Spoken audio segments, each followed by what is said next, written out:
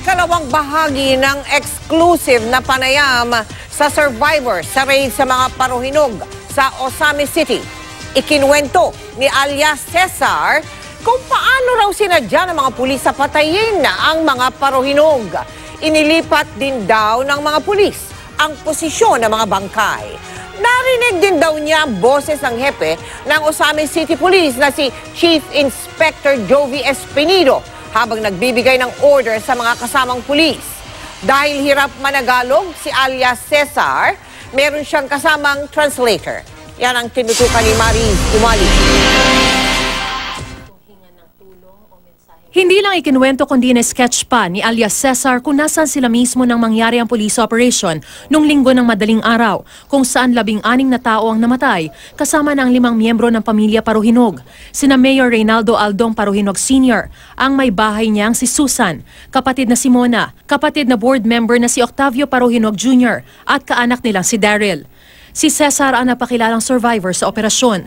Kahapon, ikinuwento niya na sadya raw silang hinagisan ng 2 granada ng mga pulis. Ang narinig ko lang na boses, si Ma'am Susan. Si Ma'am Susan, sumisigaw siya ng tulong-tulong. Tapos si Mayor Aldong sabi niya, ba't niyo kami ginaganito? Wala kaming kasalanan. Nabanggit din niya kung paano raw sadyang pinagbabaril ng mga pulis ang ilang miyembro ng pamilya Paruhinog, pati na ang pagpaplanta raw ng baril sa mga napatay na Paruhinog.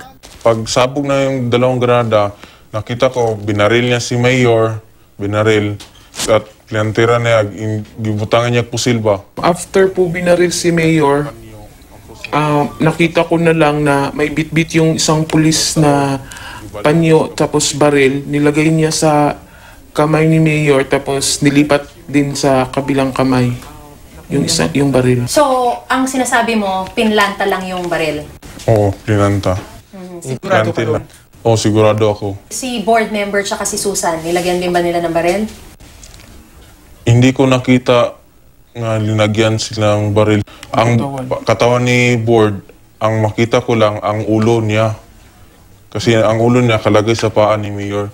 At si Madam Susan, hindi ko nakita may planta kasi hindi siya hinawakan ng pulis.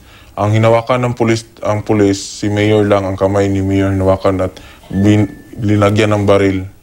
Yan lang yung nakita ko. Okay. Basta sigurado ka na hindi sila nanlaban? Sigurado ako hindi sila nanglaban. Pero meron pa siyang isang ibinunyag sa panayam ng GMA News. Iniba-iba raw umano ng mga pulis ang posisyon ng katawan ng ilan sa mga napatay. Base sa sketch ni alias Cesar, ang huling posisyon ni Mayor Paruhinog nang mamatay daw ito ay nakasandal sa may upuan sa tabi ng pader ng tindahan. Pero nalipat daw ito sa pintuan sa labas ng tindahan. Si board member Octavio Jr. naman ay huli niyang nakita sa paanan ni Mayor. Pero kalaunan, nalipat ito sa may sala malapit sa hagdan.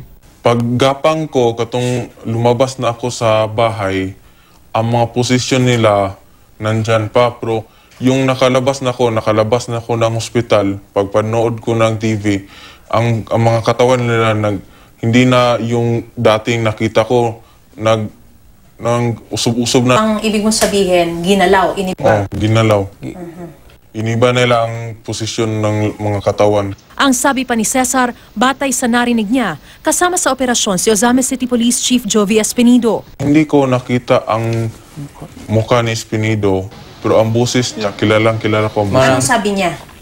Ang sabi niya nga, tawagin mo yung isang pulis, may inutusan siya ng isang pulis na tawagin yung isang pulis. At pagdating, sinabihan niya na okay na ba, na-plaster na ba sa sulod? Nasa saktong pwesto na ba yung nasa loob? Ano ibig sabihin ng saktong pwesto na ba? Hindi ko alam, pero ang naisip ko, yung planted na kasi nakita ko pinalantira na si Mayor eh. Matapos magpanggap na patay ng 2 oras, nakagapang daw siya palabas ng bahay. Nadaanan pa raw niya ang mga bangkay, nakahingi ng saklolo at nadala ng ambulansya sa Medina Hospital. Na-shock sila sa akin ba na wala akong tama ang bala. May pulis na sumakay sa wheelchair at dinala sa kwarto. Sa kwarto. Akala ko, ang sabi ng nurse na tamaan talaga, critical daw. Pagpunta sa kwarto, ang nakita ko lang, ang pintuan hindi na sira agad. Na kaya ang tayo sa pulis, nakita ko pag... Tumayo yung pulis bigla pagpasok sa kwarto, tapos sinilip ako. Sinabi ko sa guard na huwag papasukin kasi baka patayin nila ako. Nanghiram ako ng cellphone sa nurse kasi gusto ko tawagan yung mami ko kasi para mag-ask ako ng forgiveness kasi akala ko doon na talaga ako mamamatay. Kasama ni Cesar ang abogado ng makausap namin. Handa raw tumistigo kung kailangan. Handa rin daw siyang sumailalim sa drug test. Tingin ko milagro kung pag-isag kinasingkas. God's will talaga, isang milagro talaga na buhay ako kasi para makasabihin ko talaga yung totoo, yung totoong nangyari.